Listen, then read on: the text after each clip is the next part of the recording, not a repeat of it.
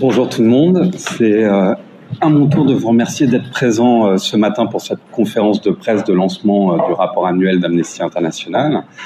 Vous le savez, ce rapport annuel fait le point sur la situation des droits humains dans plus de 150 pays. Et quand on fait l'analyse donc de ce rapport annuel, ça nous permet, l'analyse globale de ce rapport nous permet de mettre en avant des problématiques mondiales en matière de protection des droits humains.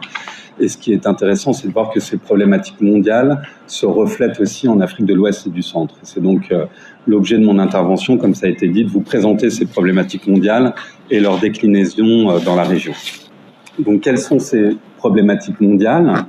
La première, elle est liée à l'existence de conflits et de crises dans plusieurs régions du monde. Conflits et crises où le droit international est bafoué et où les crimes les plus graves sont commis contre la population civile. C'est le cas par exemple au Yémen, c'est le cas en Palestine, c'est le cas au Myanmar, c'est le cas aussi en Chine avec la situation des Ouïghours, mais aussi c'est le cas en Ukraine, comme vous le savez, mais aussi dans de nombreux pays d'Afrique subsaharienne, et j'y reviendrai. Mais ce qui est intéressant de se dire par rapport à ces situations de conflit et de crise, c'est que ces situations devraient choquer la communauté internationale dans son ensemble. C'est-à-dire que la communauté internationale devrait réagir de la même manière face à ces situations de conflit. Et pourtant, on voit aujourd'hui que l'indignation des États est sélective par rapport à ces situations.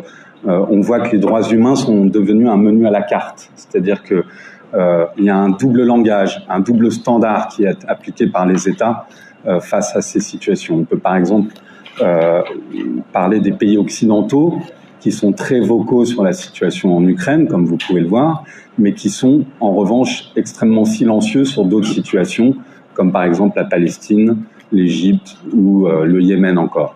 On peut aussi prendre l'exemple de l'Union africaine, qui peut être très vocale aussi sur des situations de conflit en Afrique, mais qui l'a été par exemple beaucoup moins sur la situation en Éthiopie, qui est le pays hôte de cette organisation. Donc on peut voir ce double langage, ce double standard qui est appliqué et qui paralyse les organes de régulation des conflits, comme le Conseil de sécurité, un organe qui est devenu aujourd'hui quasiment inopérant, avec notamment l'utilisation du droit de veto qui empêche toute action sur des situations de conflit. Mais ce double standard affaiblit aussi les organes de protection des droits humains, comme le Conseil des droits de l'homme des Nations Unies. Donc, Amnesty International va continuer à se mobiliser pour documenter ces situations de crise et de conflit dans le monde et va s'insérer aussi dans le débat pour la réforme de ces instances de régulation des conflits comme le Conseil de sécurité, mais va aussi appeler au renforcement des instances de protection des droits humains. Deuxième problématique mondiale qui ressort de ce rapport, c'est les inégalités en matière dans la jouissance des droits économiques et sociaux. Ces droits économiques et sociaux sont le droit au travail, le droit à l'éducation, le droit à la santé, par exemple. Et on voit aujourd'hui dans un monde qui sort difficilement de la pandémie du Covid-19, qui a eu des conséquences importantes sur l'économie de certains pays, dans un monde aussi qui connaît des conséquences économiques de la guerre en Ukraine, un monde aussi qui connaît des catastrophes naturelles liées au changement climatique.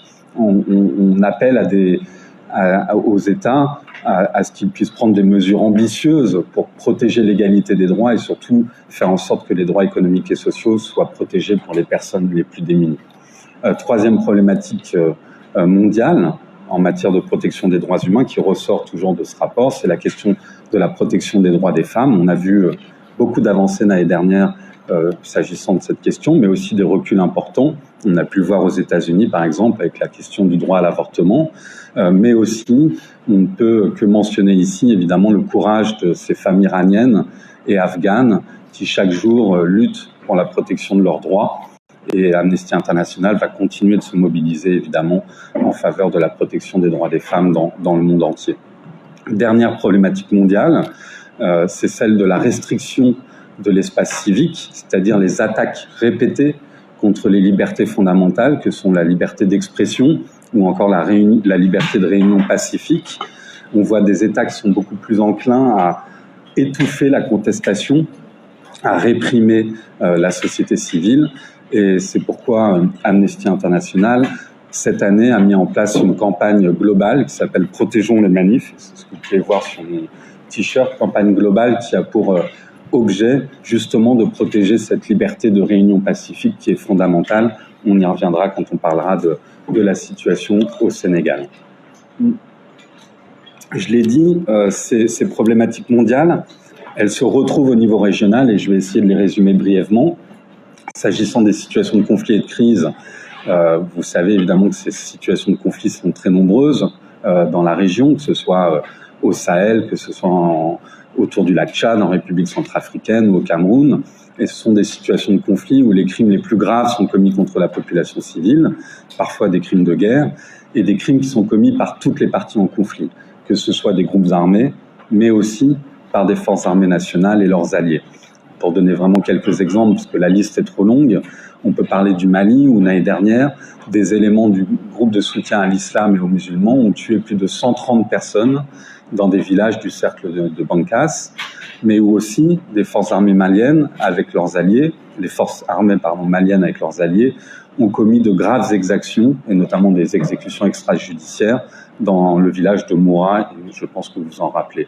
On peut aussi parler du Burkina Faso, où par exemple des éléments de l'État islamique ont tué plus de 80 personnes dans le village de Setanga, des civils, mais aussi on peut parler et mentionner des exactions commises par des éléments des volontaires pour la défense de la patrie, qui sont ces forces auxiliaires de l'armée burkinabé, donc qui ont commis aussi des exactions contre la population civile.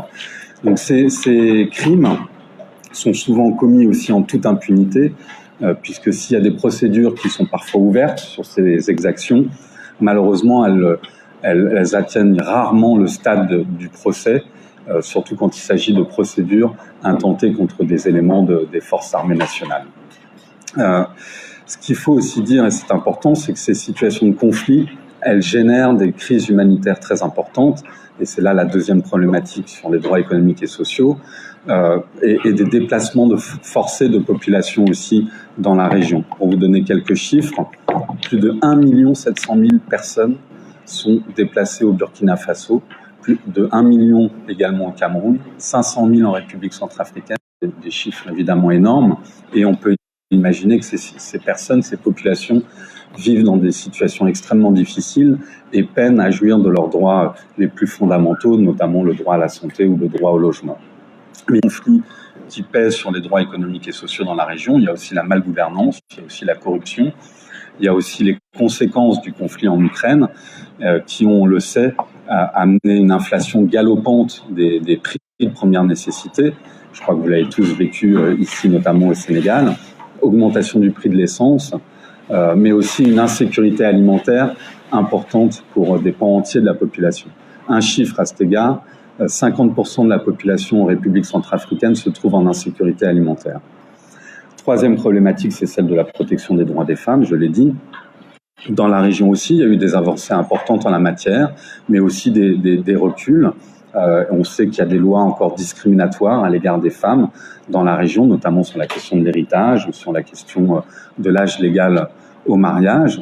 Et on peut aussi parler du phénomène des violences sexuelles important dans le monde et dans la région. On sait qu'il y a des pays de la région qui ont un taux de prévalence en termes de mutilation génitale féminine ou en termes de mariage forcé qui font partie des taux les plus élevés au monde. J'aimerais aussi parler de la situation des violences sexuelles et en particulier des viols, qui est aussi un fléau important dans le monde et dans la région. On sait qu'il y a des voix qui s'élèvent aujourd'hui contre ces violences sexuelles, des États aussi qui s'engagent pour lutter contre ces violences, mais il y a trop souvent encore des victimes de ces viols qui sont stigmatisées et qui n'ont pas accès à un soutien médical, psychologique ou encore juridique approprié. Je vais finir mon intervention par la situation des libertés fondamentales dans la région. Je parlais effectivement des attaques répétées contre les libertés d'expression et de réunion pacifique. On voit ces situations particulièrement dans les pays en conflit ou dans les pays avec des régimes de transition, mais aussi dans des pays qui connaissent des contextes préélectoraux particulièrement tendus. Et on voit que ces États cherchent, en tout cas les autorités de ces États cherchent le plus souvent à réduire au silence toute forme de contestation contre la gouvernance.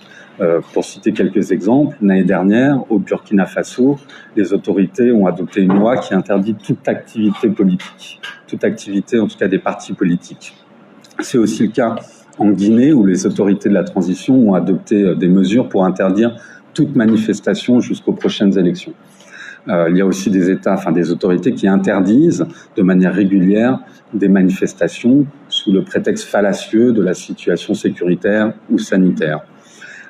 On a aussi dans ce rapport de nombreux cas d'utilisation excessive de la force par les forces de l'ordre contre des manifestants pour réprimer les manifestations.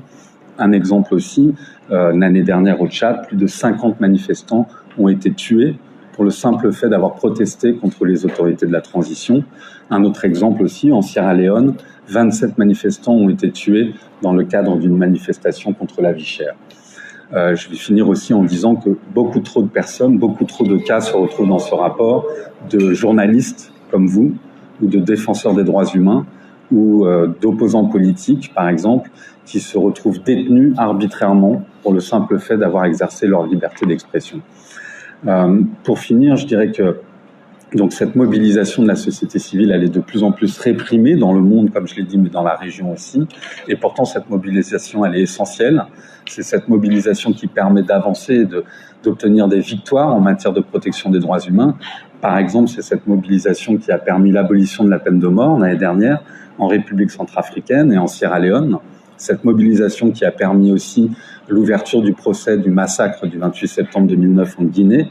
C'est cette mobilisation aussi qui a permis justement la libération de journalistes ou d'opposants politiques arbitrairement détenus pour le simple fait d'avoir exercé leur liberté d'expression. Et donc Amnesty International va continuer évidemment de se mobiliser pour ces libertés fondamentales, va continuer de se mobiliser en soutien à cette société civile pour obtenir de plus amples victoires en matière de protection des droits humains dans le monde et dans la région. Je vous remercie de votre attention.